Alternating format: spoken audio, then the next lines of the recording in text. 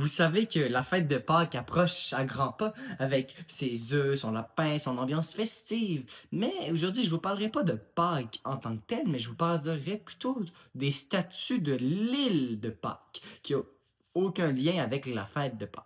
Bref, sur une île, il y a des immenses statues qui sont hautes à peu près des 10 mètres, des dizaines de mètres de hauteur. C'est énorme. 10 mètres, c'est plus haut que ta maison. Mais tu sais que ces statues-là, parfois, peuvent peser jusqu'à 80 tonnes. 80 tonnes, c'est lourd, là, ça n'a pas de bon sens.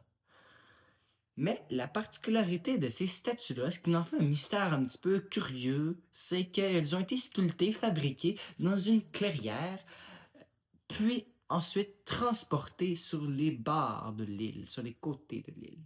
Donc, ce qui peut être assez intéressant, c'est comment est-ce que les habitants de l'île ont réussi pour transporter cette statue-là, ces statues-là, parce qu'il n'y en a pas juste une, il y en a plusieurs, ça encercle l'île. Comment ils ont fait pour transporter ces statues-là? Il y a eu de plusieurs théories. Il y a des gens qui ont dit qu'ils sont allés avec des billots de bois pour les faire glisser. Il y en a qui ont dit qu'ils ont tiré. Il y en a qui... Bref, de nos jours, ils ont tenté une expérience, d'après ce que j'ai lu, qui ont utilisé des cordes, puis on dirait que la statue en marche. Bref, j'ai absolument rien compris de cela, mais je voulais juste vous en partager l'information.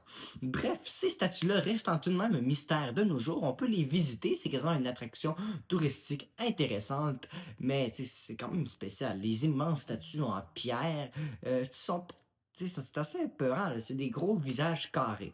Donc, bref, c'est assez intéressant à voir. Si vous voulez les voir, eh bien, ça s'appelle les statues de l'île de Pâques. Vous pouvez regarder sur Google. Abonnez-vous!